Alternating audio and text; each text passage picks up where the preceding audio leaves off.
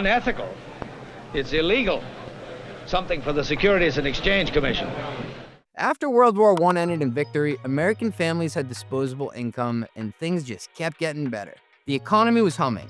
The new New York Stock Exchange building opened in 1920 with an enormous trading floor where each stock had its own designated post. You had steel companies at one, railroads at another, and specialists called auctioneers who controlled the bidding. You would see clerks shuffling trades via pneumatic tubes. There's a P in there, Ben. Why is there a P? What is it? Pneumatic. Via pneumatic tubes. Around this time, the radio arrived in living rooms across the country, which meant ordinary families could now tune in and hear how the Dow was performing. The market was no longer a club for rich people in lower Manhattan. It was becoming a conversation everyone could follow. What made this era different, though, was buying stock on credit.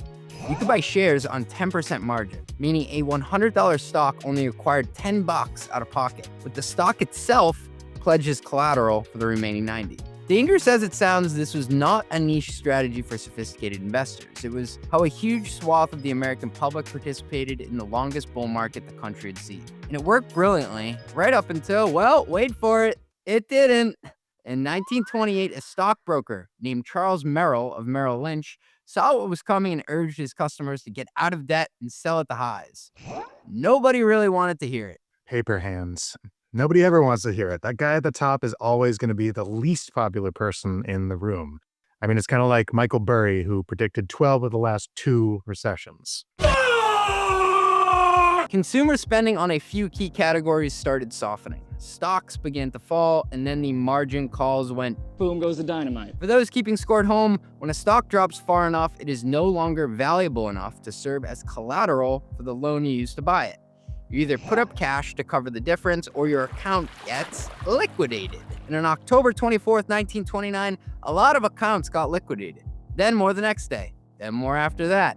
The imbalance between sellers and buyers was so severe, so many shares changing hands so fast, that the ticker tape fell 4 hours behind in real time. People were making sell decisions based on prices that literally no longer existed. Assumptions piled on top of assumptions, and the whole thing got worse.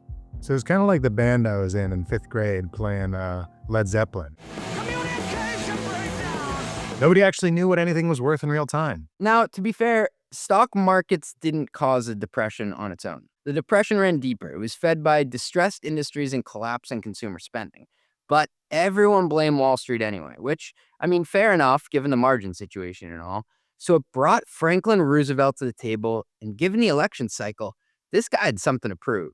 On his second day in office, he ordered the NYSE to close for a week. Then he pushed through a sweeping set of reforms. That night, the new president promptly breaks with tradition. He launches immediately on a program of legislation and reform. The New Deal begins at once. Banks could no longer gamble on stocks, brokers had to treat customer money with actual care, and any company hoping to offer stock to the public had to file formal reports with the government. People would now have far better information than they used to. Roosevelt created the Securities and Exchange Commission to enforce the new rules, otherwise known as the SEC, and no, not where Alabama plays. Its first chairman was Joseph Kennedy, patriarch of the Kennedy family, which is either a brilliant choice or an extremely on-brand one, depending on your read of the situation. So they appointed a guy who made his fortune doing exactly what the SEC was created to prevent, to run the SEC, and it kind of worked. I mean, man, America is really something else. All of that just to stop Oklahoma.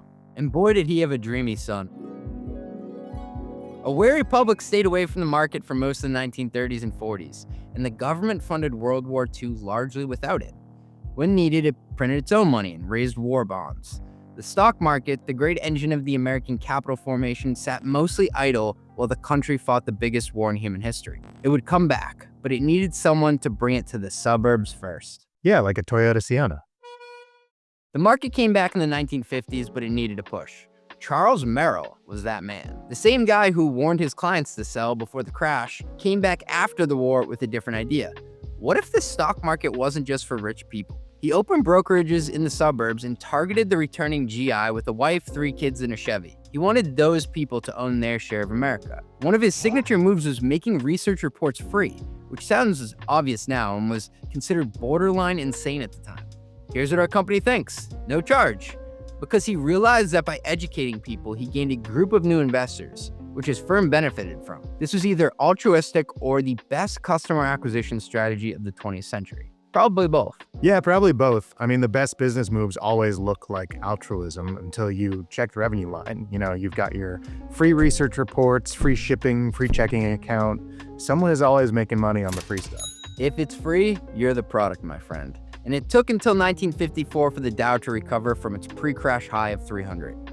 25 years to get back to even. So yeah, keep that in mind the next time someone tells you to just hold through the volatility. Also, Snowflake is still trading below its day one IPO price. I'm not better, you're better. Well, around the same time, a college professor named Harry Markowitz published a paper arguing that you should just buy multiple things and you'll do better. He called it diversification. He won the Nobel Prize in economics for it. The finance industry's ability to make simple ideas sound complicated and then give out the highest possible reward for them, uncomplicating them, remains one of its most reliable features. Even what you just said was complicated. Yeah, it took me like 7 takes.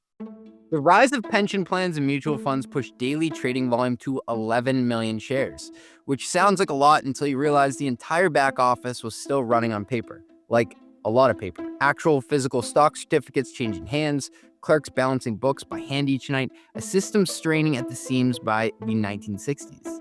And by 1968, the paper crunch had become a full-on crisis. The New York Stock Exchange, this blew my mind, had to close on Wednesdays so the clerks could catch up. The information backbone of American capitalism was drowning in its own paperwork. Computers solved this. Kind of, because through the 1970s and into the 1980s, computing infrastructure transformed the back office from a room full of exhausted clerks into something that could actually scale. The trade was recorded on a computer card and fed into a reader right at the trading post. It was faster, it was cleaner, much more reliable, and all the people who like to hug trees were no longer complaining about all the wasted paper. But then, the snake ate its own tail. Now, this isn't just because I'm reading the script, but I think you're about to tell us about October 19th, 1987. Well, the market had been declining for a few weeks heading into that Monday. The computers were pre-programmed to sell automatically when prices hit predetermined levels, which, is a perfectly sensible risk management strategy until everyone's computer does it simultaneously. One sell triggered another, which triggered another, which triggered another, and the next thing you know, the Dow dropped 23% in a day. Still, the largest single-day percentage decline in its history. A hard lesson was learned. We had to install circuit breakers, automatic pauses that interrupt the cascade before it becomes a catastrophe. We still use them to this day, and they were tripped multiple times at the start of COVID. Hey, shout out to circuit breakers. Make sure you tip your local electrician. Maybe the first thought you had when you started a tech company wasn't about scenario modeling or runway management or the fine print of an S1. I love a good S1. That's not where the magic happens. It's more fun to build something new, design your quarter zip, or network with VCs. But what if you got your financials right early, long before your investors started asking for it? There's no limit to how far you can go and how many headaches you could stave off. Now, that's where EY comes in. EY has been a part of Silicon Valley since, it was just a valley. And it's helped some of the most successful names in tech go from startup to exit to mega cap.